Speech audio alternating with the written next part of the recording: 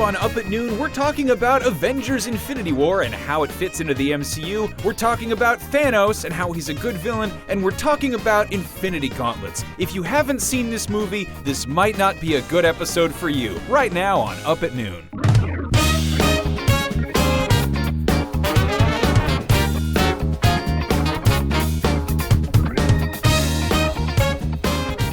Oh, you got the beam. You got the power of the beam. Look at that. Will you just come? Dracula. Stop that. Hi everyone, welcome to Up at Noon. I'm Brian Altano, this is Max Scoville. Up at Noon is our weekly comedy variety show here at IGN. It also has some bits of small, inconsequential knowledge tucked away occasionally. Did I explain it? Yes, we are a weekly show every Thursday at noon Pacific time on IGN.com, YouTube, Twitch, Facebook, Ripple, Ronin, and Pearfist. Yes, Pearfist. That's a big one. Normally we're live. Once again, we are not live because you were traveling the world for this travel show you've been doing called Fast Travel, which is on IGN. The second episode just went up, which was you messing around up in Seattle, right? Yes, with Sydney Goodman, who we just hired here at IGN. She's awesome. We went to a bunch of barcades and retro toy stores. I can't actually say barcade. We went to arcades that have bars or bars that have arcades in them, and then a bunch of other stuff. So go check that out. That's a really good time. Big week. Yeah, for us here. Yeah. So we're recording this on a Tuesday. Yep. But if you're watching this on a Thursday, the biggest news at the moment right now. This is, I think, a much huger announcement than a lot of people realize. It was announced this morning that Hasbro has bought Power Rangers. The entirety of Power Rangers, like all 25 seasons, the rights to the name, the rights to the toys, they own Power Rangers. Hasbro is now the owner of Power Rangers, which up until now I believe belonged to Bandai Namco and Haim Saban, who What does it cost to get the Power Rangers? I think it was a few $100 million. It Wow. was definitely up there. They're one of the most popular toy lines out there. Mm-hmm. I think the movie did like so-so, but it wound up kind of recouping its losses with merchandise. Yeah, we saw it. We enjoyed it. Yeah, there was actually a weird thing that happened a couple weeks ago where the stock prices for Mattel skyrocketed because there was a rumor that Mattel and Hasbro might be merging. Yeah. And I think it wouldn't surprise me if that kind of thing happened. We kind of see this stuff happening with Disney buying Marvel or buying Star Wars or whatever. So yeah. So I think that's really cool, especially if you're a Power Rangers fan. So Maybe. I guess So let's let's kind of guess here. What does this mean for the immediate future for Power Rangers fans? Does this mean Hasbro movies? has. I don't toys? think it's going to mean a whole lot different in that area. I don't know if we're going to see a sequel to that movie that they put out last year. Yep. I think probably realistically, best case scenario, we might get some Megazord Transformers. That seems like a likely crossover. Just That because would it's be sort really of the cool. same kind of robot enthusiast. But Do you think we'll see a crossover with Star Wars? I very much doubt that. I don't think that would really make a whole lot of sense, but you never know. That being said, other big news this week was we got a new trailer for Ant-Man and the Wasp, which is great. The movie looks good. I still think it's totally screwed up how Marvel keeps taking Ant-Man movies and putting them out immediately after their huge big Avengers installments. They did the same thing with the first Ant-Man, which came out right in the wake of Age of Ultron. Yeah. And everyone's like, holy shit, this is like the biggest movie ever. And then they're like, here's a small man who can sneak and shrink himself. Yeah, so we plan to talk about Infinity War a little bit today. We're going to be completely spoiler-free, I promise. That said, I think, that movie has a lot bigger sort of stakes, a lot more at play here. And I love Ant-Man, and I love the character, and I really enjoyed the last movie. Michael Pena, who's been on the show before, good guy. It's weird to see them go to something so intimate. Obviously, if you don't know already, this actually takes place before the events of Infinity War. Although they are developing some interesting technology in this movie that might impact the way that unfolds. I think a lot of people are going to flock to this. I mean, at this point, Marvel's pretty much a safe bet, but I think people are going to flock to this because they want to know what's going on post-Infinity War or around it or whatever. But I mean, the first one, the production of the first Ant-Man was very kind of complicated because originally Edgar Wright was directing that, and they were like, it was in production for ages, and then eventually they threw somebody else at it and they just got it out there. And I think it had that kind of like, I would put that in the same category as the Edward Norton Incredible Hulk kind of movie in the kind of terms of where it falls in the MCU. Like it's definitely canon, it's in there, but it's sort of like, it kind of it didn't really stick the landing. You know, I think Ant-Man was fun, but it was also marketed like a serious superhero movie, and it was wound up being a comedy. But well, it had a tough time because I think this was before they really felt. I mean, this is way before Black Panther, right? So the idea of taking a character that wasn't established with children and adults all over the place, the only way to really do that was to shoehorn a bunch of Avengers stuff. And so all the marketing campaigns, we even saw Falcon in that movie, but all the marketing campaigns showed Ant-Man on the shoulders of giants. Literally. Yes. And so it was very fascinating because I don't feel like they thought it could stand on its own legs, and now it can. And now we enjoy Ant-Man. We saw him in Civil War in the parking lot fight scene. We've seen him do some cool stuff. And I want to revisit this character. It feels like a weird thing to do after Infinity War, but I really like how much fun this film seems to be having. Yeah. The way it's playing with scale, throwing Hello Kitty Pez dispensers and giant salt shakers and stuff like that is really awesome. And it's goofy and endearing. And I think it's going to get weird, and I think it's going to have some cool stuff in it that might kind of like fold into the other movies a little more than we think. Ant-Man's powers lend it to doing a lot of really cool stuff with just with set pieces. With scale, yeah. Yeah, and it's like it's fun. It's like a game mechanic almost. Whereas like I don't know, with Spider-Man, you got to really think outside the box to have him doing stuff that we haven't seen in the last 6 Spider-Man movies. True. So that being said, Ant-Man looks good. We both saw Infinity War. I think a lot of people have seen Infinity War. It's actually a record-breaking amount of people have seen Infinity War. What is it? It's the number one. It is the number one movie opening weekend of all time. So we are just judging right now, just the first weekend ever. It beat Force Awakens by about $3 million. Force Awakens obviously was basically the long-awaited return of a franchise that had been dormant for 10 or 11 years. Beloved franchise has been around for decades. Yeah, whereas Infinity War is the culmination of 10 years of movies that intertwine and overlap and flow into each other. Well, sort of the culmination. Well, yeah. So that's where we are right now, right? And I think this is where we'll use this as sort of a jump-off point for this conversation. All of you have probably seen Infinity War by now. If you haven't, you're probably planning on seeing it. If you're not part of those two groups, man, power to you. But Infinity War is out. It is the number one movie opening of all time. It's got a really positive critical reception, something like an 87, 88% on Rotten Tomatoes as of a couple days ago. People really like this movie. I personally had a great time watching this film. Lots of really awesome stuff in it. But I think we're all sort of starting to realize, and some critical pieces are starting to fold out and stuff like that, that this is not really a movie that you can kind of look at as its own individual standalone thing. First of all, you got to do some homework going into it to truly appreciate it. I think if you walked in clueless, you'd have a good time because it's pretty and it's fun and there's a lot of cool stuff going on, a lot of great action.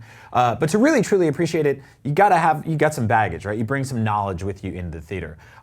It also, and this is not a spoiler, but it's half of a film effectively. It's sort of inconclusive. Now the Russo brothers took part 1 out of the title of this movie. I think very specifically because I think that kind of undermines it. In the same way that we saw Disney remove the numbering from the titles of Star Wars movies, because it makes you think, I gotta know a lot. Right. I gotta see 6 movies to see the 7th. That's actually like a really interesting thing, and we're seeing this across movies and games, but with franchises that keep kind of stacking more and more on top there. They don't want people to feel left out, so they take the numbers out, but you still have to know what's going on. Yeah. It's none of these are like isolated standalone things. But Yeah. I mean, Infinity War was originally going to be part 1 and part 2, and now we don't know what they're calling Avengers 4.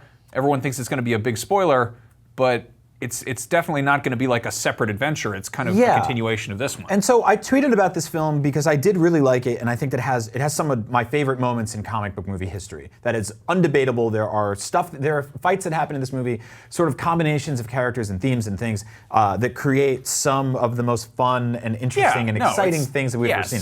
That said, I felt like the ending left me feeling a little empty, and I think that that's something I wanted to talk about today because I think it's weird because we are supposed to bring in the knowledge that we have of these films into this movie. But by doing so, we know what the slate of their future movies are. And so that we know what will happen to some characters and what won't happen to some characters, hypothetically, right? And we know that this movie is getting a direct sequel in exactly 1 year. A year from this weekend, we will be talking about this movie all over again and how it sort of finishes, right? And so a lot of people said to me, you can't really judge this movie or be critical about it, because don't think about it like a movie. Think about it like a TV episode. So it is effectively the penultimate episode of a season, which, for those of you who don't know that large word, it means the second to last. And so if you're watching Breaking Bad and there's a shootout happening and it says created by Vince Gilligan, you go, okay, well in 7 days, I'm gonna know who lived or died in that shootout. The season ends, and then you gotta wait a year, depending on if AMC is greedy, maybe 2 years if they split it into 2 seasons, etc. So for this specifically, the movie ends, credits roll, there's a post-credit scene. You all know how movies end, especially the Marvel ones. And then we all wait 1 year to see what happens there. So we can either judge it based on what it is, which I believe is a movie, right? Like we paid money to see a ticket. It is by definition a feature film. Yeah. You went to the theater, you gave them $12 and you sat in the seat with gum on it. Right, know? and they didn't let you keep the ticket to bring back in a year. You will have to buy a second ticket to see this movie end. Right, so it is a movie, not half a movie. Yeah, but it is based on comic books, which are serialized or non-serialized, nebulous, never-ending. It is hard to jump in. When I got into comics as a kid, they were already up to like issue 200, 300, and you didn't really know where to start. So that's an interesting thing. So either we treat this like a TV show, in that we are effectively not allowed to rate or review the entire season until the TV show is over. Which, interestingly enough, if you look at websites like IMDb or even IGN, we review individual episodes of TV shows. There are user reviews for individual episodes of TV shows. IGN does that. We write individual reviews of episodes of a series, and I don't get it, but people click on it. Yeah. People read that, you know? Yeah, and so we're in a weird spot, because if we can't criticize it as an individual film, we have to criticize it as 2 films. But it got me thinking, I don't think that's what we did with Kill Bill, with The Matrix, with Star Wars, and those are all things, Back to the Future very specifically, when you're watching the first one it says to be continued, when you watch the second one it says to be concluded. They actually show you scenes from Back to the Future 3 at the end of Back to the Future 2, which is a thing that this movie didn't do. Yeah, thinking about this, there's, first of all, the way we're screwing this up is by comparing it to things that already happened in the past. Yeah. The fact is that this is an unprecedented thing. This is also sort of a testament to exactly where pop culture is at in 2018. This is 21st century media. This is a new concept, a new thing. In the case of Kill Bill or The Matrix, those are things that they were made for the screen. They were totally brand new things that we hadn't seen before. So there was like absolutely total and utter cliffhanger. Yeah. And also, the sequel to Kill Bill was Kill Bill 2. The sequel to Back to the Future 2 is Back to the Future 3. Like there's a very clear, it's pretty straightforward. In the case of Avengers, chances are, I mean, how many, we've got what, like two movies coming out before Avengers 4? Or is it just Ant-Man? I can't even keep track of this. I think it's Ant-Man and Captain Marvel, both of which are prequels. Right. So that's where it gets weird, because somebody was like, no, Avengers, it's Avengers 3. Infinity War is Avengers 3. And I'm like, okay, so if I watch Avengers 2, Age of Ultron, and then I watch Avengers 3, it makes sense, right? No, it doesn't. No. We're treating Avengers like it's a film franchise, when in reality, Marvel is the film franchise. And it gets even more complicated because there is source material there, which is constantly sort of like shifting around, and they're changing stuff when they adapt it. When The Two Towers ended, people were like, oh man, I want to know what happens next. And I was like, well, if you want to know what happens, you go read the books that have been out for 60 years or whatever. You know? Right. Meanwhile, when Return of the Jedi, or when Empire Strikes Back ended, which I see a lot of people comparing this movie to, we didn't really know what the future of Star Wars looked like. There wasn't really, I mean, there were books, but they were sort of like, that's kind of secondary supplemental content. We didn't know that characters in Empire Strikes Back already had confirmed standalone films coming down in the slate. We didn't read the Hollywood Insider. I wasn't born. No, back in the early 80s, they were not thinking 9 movies ahead. No. When the principal Avengers signed on for this cinematic universe, they were making like 9-picture deals. That's insane. Nobody does that. And so for this unprecedented experiment, the reality is it's confusing everybody, but it's working. They have the biggest movie opening of all time. Also, to be clear, we're not complaining about it. No, we like it, not at all. But it raises the question fascinating. of how do you apply like a traditional 20th century feature film movie review to something that is like a piece of a much larger thing? Yeah, I saw it was the New Yorker wrote a review that was basically just like, hey, like this doesn't really stand on its own, and a lot of people like got very angry at the writer for that. And in many ways, they're right.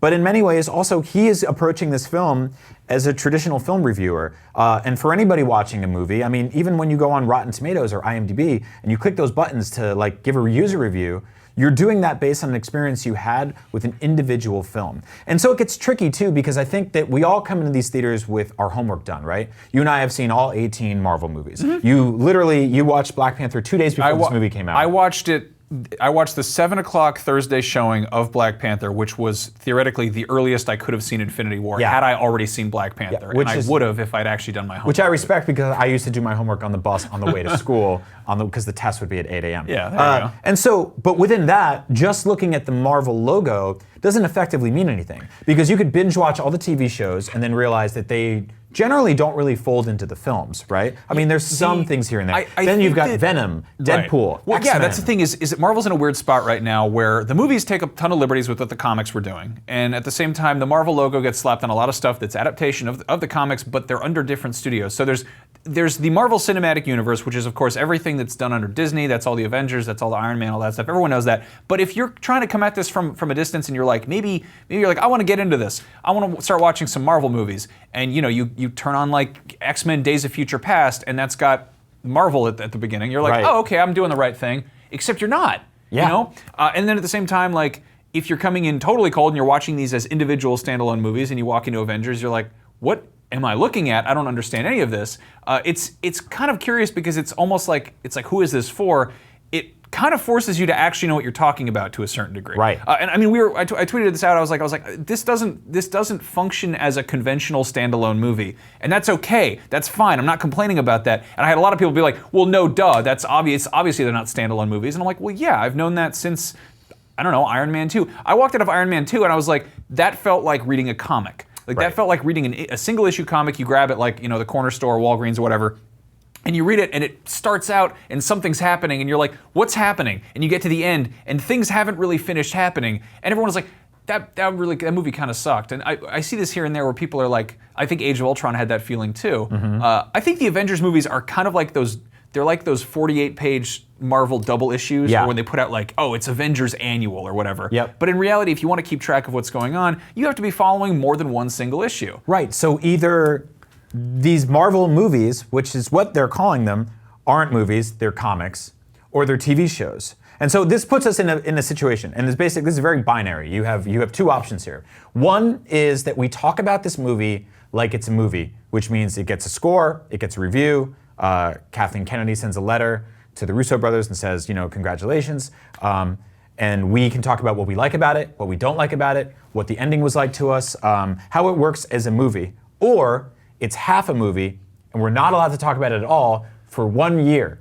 And that sucks. I don't want to live in that world. But we're still talking about it. But we're talking about it anyway. So here's another thing. Are these like, so when you think of like a feature film as a sort of a self-contained thing, it's a work of art. It's the director comes out and they're like, I had an idea of start to finish. There's the script, there's the storyboards, it all lines up, and then we edit it, and the credits roll. It's the end. It's kind of contained in this box, which is a very kind of analog, old-fashioned approach to things. You don't tease out screenshots and trailers leading up to it. Maybe there's trailers, but that's the more kind of conventional way of doing things.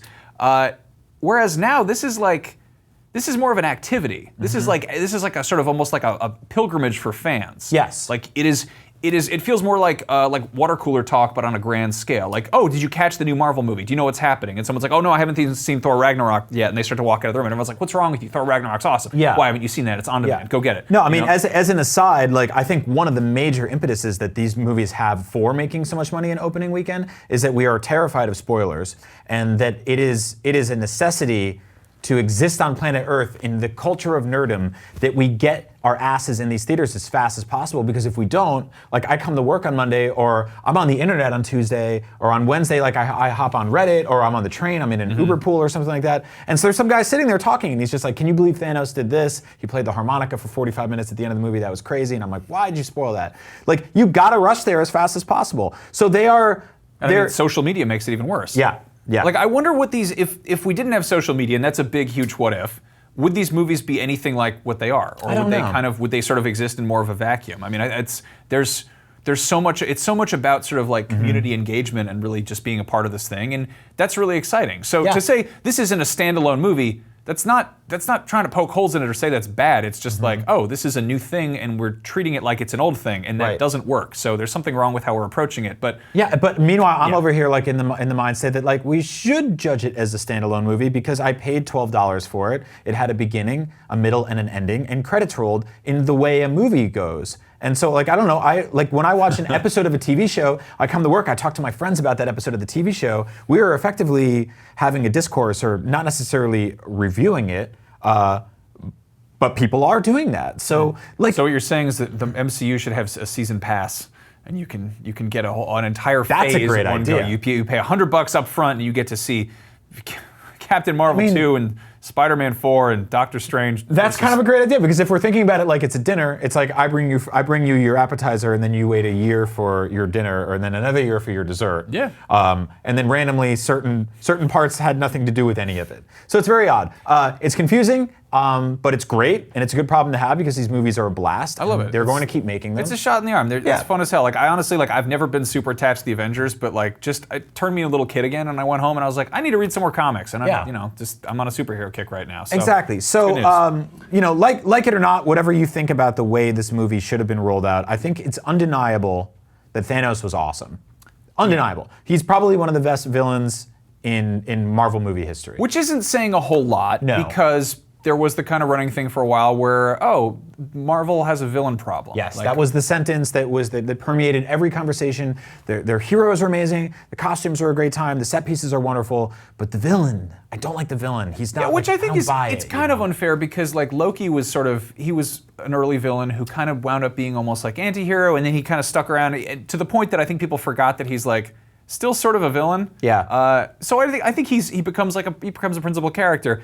In the case of Thanos, though, that is a villain that they've spent so much time building up. Yeah. And I don't think they have a villain problem anymore, because they've got him. And then of course, like right before him, there was Eric Killmonger, who's awesome. He's easily the best in the entire MCU. Like, because he's a character. I think, and same thing with Thanos is this sort of you believe, you almost, I'm starting to think about this like a lot, like you actually sort of register his motives a little bit as something that not necessarily you agree with, but you're kind of like, I see where you're coming from. Like he wasn't really like, let's destroy the entire universe. He's kind of a shady dude, and he was stealing some stuff here and there. But for the most part, he's like, oh, he wants to run Wakanda his way. Yeah, no, he's kind of got this weird like inverse Batman thing going on, where he's like, oh yeah, I've been gone for a while. I'm back, and I'm going to clean this place up. Yeah. On a geopolitical sense, it's like, okay, well, anyway. Then of course there's Hela, who is, I mean, like, I've said this before, but if Cate Blanchett asked me to touch dog poop with my bare hands, I would do it, because she's amazing. And scary. And she was just like, I think that they did a good job of sort of tying her into like existing Thor lore. Yeah, and I would say she's the most sort of like Disney princess villain of the bunch. Oh yeah, here. she's definitely got some. What is it? Malevolent. Malevolent. Yeah. Malevolent. Yeah. I mean, she's. I would say like the sort of the trio we're going through right now. She is the most sort of traditional. Yeah. Manifestation of pure evil and nefarious and that kind of stuff. It's not really. Which it's fits not as with black and white. That with, whole like, her movie is motives. so over the top, though. And then I mean, Yes. it's kind of cool to have her sort of almost side by side with Killmonger, because like one is incredibly grounded, and the other one is just like totally ethereal and nonsensical. Yeah, and so these are their last three villains. We'll see what happens. I mean, with prior Ant-Man to that, it was like Ego the Living Planet, which was sort of another conversation. That Yeah. was not a great villain, but again, like sort of. I feel like Volume 2 of the Guardians was just sort of all over the place in general. Like that was kind of drifting, which it fits the characters. Yeah, that's fine. But moving forward, obviously Thanos is the kind of primary focus right now, and that's so we can establish the villain problem seems fixed for now. Well, it's fixed in that they've kind of like they've tightened things up. But again, they keep getting rid of villains, and presumably they're going to get rid of Thanos. Obviously, we haven't seen Infinity War 5 or whatever, but like. I don't know. He's around. Yeah. He's doing stuff. So what do they do after that? And it's this escalation problem where like Thanos with one of these is terrifying. He's trying to rule the galaxy and just mess things up on like on a cosmic level. So what do you do after that? Do you have MODOK come out? He's like a floating head. Like there's not really. Do you go bigger? So. The problem is also a lot of the really big, like kind of cosmic scale bad guys in Marvel all fall under the Fantastic Four banner. And Right. I think the Marvel Cinematic Universe is kind of running out of villains. Like, they're going to start to have to borrow from Fox if they want to keep this going. Of course, Right. there's the whole issue of like Disney buying Fox, and that could be less of an issue than we think. Yeah, But- so apparently the way that's playing out is it's going to take 1 year for that business deal to finish, and the Disney monopoly will be complete, and the FCC will approve Marvel's ability to bring in characters like the Fantastic Four and Silver Surfer and Wolverine, but that's not happening yet. No. And that's going to take a while. I mean, and they've also said, like, yeah, we're not thinking about that so far, but at the same time, they have said that they are planning all the way into 2025 with Marvel movies. Yes. So they're thinking ahead. They do this really well. But I mean, you look at like, how do you top Thanos? How do you have something of that level? And I think the really obvious one would be Galactus. Hell yeah. Who is, of course, he eats planets, which is gross. But he's like, he's a classic, very, Jack Kirby designed Fantastic Four villain. He's huge. He's a giant man, which would be weird enough in itself. But like, He's in great shape for eating planets, by the way. If he ate Yeah. like all those trans fats. I mean, you he's could, doing yeah, well. I love that. But I mean, like, if you have him, the way I think you set him up properly is you have the Silver Surfer show up first, and of course the crappy second Fantastic Four movie really tried to do that and completely missed the point because Galactus was like a cloud. But to have him as a giant, terrifying purple man would be really cool too. Yes. But you gotta have like you can't just jump right into it. You can't be like, okay, here comes Avengers 5 and it's Galactus. You got to build it up the same way they did with Thanos. Like we've been hearing about Thanos. We first saw his face at the end of Avengers. Was that it? Or was Yeah, I mean, we saw the glove or the gauntlet. His post credits appearances are weird to look back on because his character in Infinity War is sophisticated and nuanced and balanced, and there's a purpose there. But we saw him show up originally as a sort of just like gruff, grunting, like "Bring me the Avengers," that kind of guy who was very one-dimensional.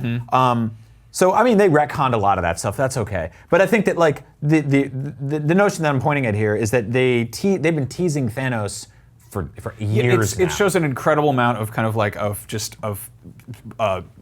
self-preservation and just patience to go at it that way. On the other hand, more grounded but still like a totally kick-ass character, Doctor Doom. I would put him in the same camp as Loki in that he's like he's occasionally kind of a good guy, but also like he's not a giant man who eats planets. He's like a dude he's kind of like an evil Black Panther in a sense. Like he's the king of or the sovereign of Latveria or whatever. Yep. And he's a wizard kind of. Like he does like weird black magic stuff and hangs out with like fortune tellers, so he could kind of get connected with Doctor Strange in that sense. But at the same time, he also builds robot armies, so it's like kind of matches out with Tony Stark on that front. Again, Doctor Doom is a Fantastic Four character, and Fox currently has in production a Doom movie under Noah Hawley, who's been working on Legion. Right. Which I'm like, I think that could be really good, but at the same time, it's not going to be interconnected. Yeah, the way it should be. let him play with his friends. Like Doctor Doom has fought everybody. He fights everybody, and he's awesome. He's so great. He has a green cape. I love him so much. This and is I what really kind of wanna sucks see about him. all this, though, because it's like I want to see Venom in the next Spider-Man movie, and I can't. Yeah. And I want to see Doctor Doom fight the Avengers, and I can't. And I want to see Fantastic Four and the X-Men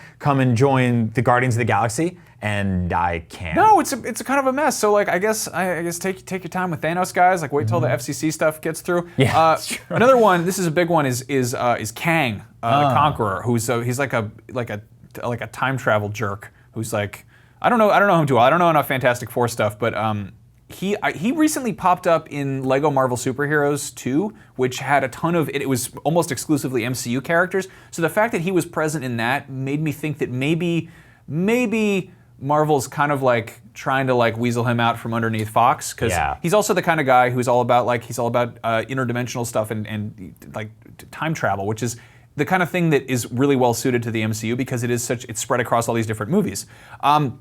Finally, we've heard rumors that the Skrulls would be showing up in Captain Marvel, and they're like I think they could be really fun because they're shape-shifting aliens.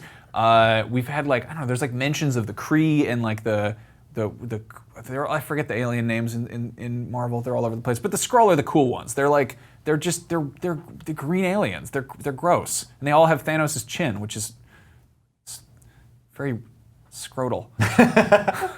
Anyway, yeah, so I'm excited to see what happens with the rest of the MCU. I'm excited to see how Infinity War, concludes once they get around to that. And, at this point, I'm like pretty hyped on Marvel stuff. I just, they got to figure out what happens next. Yeah, this might be all Infinity War episode. Yeah. So I watched Infinity War. I had a great time watching it. I walked out of it being like, I want to buy things. Yeah. I want things that I can own, that I can put in my home that will remind me of this good film. I think a lot of people are gonna kind of come out of that movie and be like, I need an Infinity Gauntlet. Yeah. This one is a really good Infinity Gauntlet. This is the Marvel Legends Premium Roleplay Edition one. This thing was going for $100, but they didn't make enough of them. And now if you go on Amazon, they are selling for something like $250, which is rough. Wow. So keep an eye out if you're into that. That should be $100. It probably won't be depending on where you get it. But this is just like a really fun toy. I would like to give a little bit of a shout out / some shade thrown at the IGN Snapchat team who keep taking this off my desk. I had to go find batteries to put in it because they were playing with it. It's an incredibly loud toy, so I could see if they were making videos, they maybe would need to take the batteries out. But if you're gonna take the Infinity Gauntlet off our desk, you have to put batteries back in it. That's part of the rule. Thanos says that in Infinity War. He talks about the batteries. He's in like, that who thing. took the batteries from this? It was Kang. Anyway, if $100 is too much, you can't really swing that. There's also a smaller, cheaper one, which I think is a little bit child size, which goes for around $20. Depending where you look, you can probably find it cheaper or more expensive if you're not great at that. The fingers don't move, but I think it does light up and make some noises. I really wish that they did more in the way of Hulk hand type stuff, like big foam ones. I think they do make one. I'm gonna get to that in a second. But if you're really trying to cheap it, you could get this one, which is if you really need to lift stuff and use your fingers with it.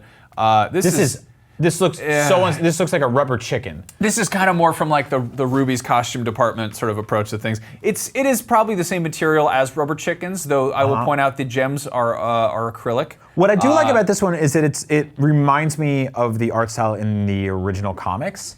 Like it's a little more kind of like goofy. I can very much see that. Again, I probably would save money for the big mitt if I was going to do that. This does not work as an oven mitt if you're taking actual. Oh yeah. Also, I think it was a couple years ago, Loot Crate put out an Infinity Gauntlet oven mitt, which didn't actually function as an oven mitt, so a bunch of people burned their hands. It burst into flames. Yeah, that's probably actually like a weird collector's item at this point. But it's also just don't collect it in your oven. You shouldn't have it. This one's really popular. The monogram sort of bank replica thing. It's, again, this movie blew up, so everyone's going out and buying Infinity Gauntlets. So this one, I think, was theoretically around $30 or so, or $40, but it's all over the place, depending on where you go. But this one has like a much more kind of classic, like hand-drawn look to it. It's less of an MCU style and more of the kind of original comics, which I dig. I like that a lot. This one, I don't know how legit this is. It might be one of those like really very touched up photos. It doesn't even come with the stand. But yeah, it's just a big plastic mitt. It's about $60. I think I saw that on Amazon. It's all right. I don't know. Depends what you're going for. And then this one looks really cool until you realize that it's actually a bottle opener. Diamond Select makes these. They sell a bunch of stuff at comic shops all over the place. Weird. They make a lot of like keychains and magnets and some action figures and statues and crap like that. But a nice a bottle opener, I feel like that's like a good little knickknack to have around. If you're looking for something for that special someone, they make Infinity Gauntlet earrings, which I can't really speak to the quality of the metal that they're made out of, but the quality of the JPEG I pulled this image from wasn't great, so proceed with caution. And then, of course, there is the Foam Fist, which I believe is a Disney Store exclusive, which is around $40. But if you get that, you can hit your brother really hard with it. So that's one upside there. And then, finally, if you're really trying to sort of save some money, you can go on Etsy. And for $10, you can get this one, which was made by an aspiring craftsperson. Are those ring pops? Everyone keeps asking that. I think they're just like princess jewels. I think those are used ring pops. You could I don't think they're used ring pops. I think they licked the ring pops and they stuck it to a glove. We should make an edible Infinity Gauntlet using Twinkies for the fingers and ring pops. Or Gushers. We use Gushers, that would be pretty good. You don't want to do that? I think that'd be a good time. No. Anyway, those are a bunch of Infinity Gauntlets you can buy right now. They're out there in the wild. I believe we'll have some links in the video description for this if you'd like to go and pursue things. But I don't know, like collecting stuff is fun. Go buy some weird stuff. I'm sorry I'm such a weird dude. Like, I want to get Twinkies and put the ring pops Sorry, on. I want to make a comic book hand out of food. My bad, all right? We'll be back next week with another episode of Up at Noon. So a full real tune in adult boy episode. We'll do a regular one. It'll be fine. I promise. We might actually take the noon out of the title. We're just gonna call it Up At, you know, in a case to rebrand it. I don't think we can Fox do that. is doing that with the X-Men. Just take a key word out of the title. What could go wrong? That's fine. Just go for it. It's nuts. All right. Thanks for watching. Thanks for watching. Have a great week, and I love you so much. Mwah. Smooch. A kiss for my lovers.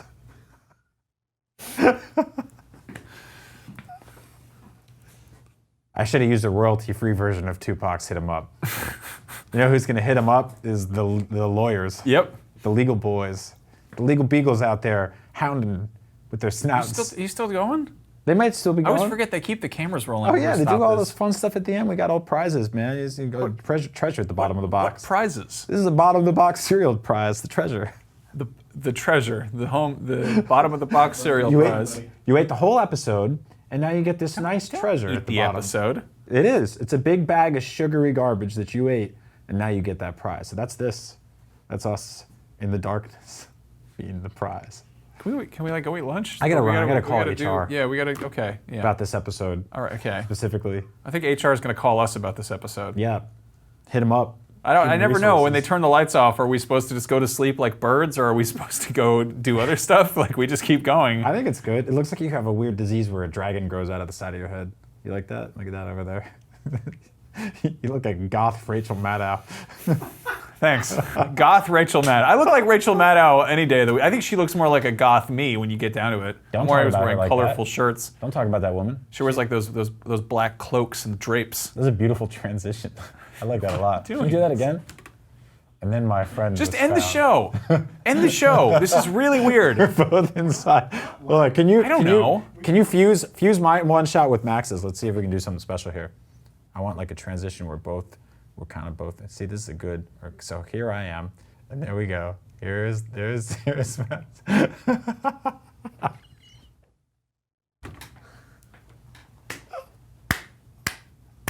Look at that. Hey everyone, it's me, the villain in the new X-Men movie. Oh, that's so weird. Now you're playing with portals. All right, thanks for watching. I gotta go. I'll see you soon. Have a great day. To all my lovers, a kiss.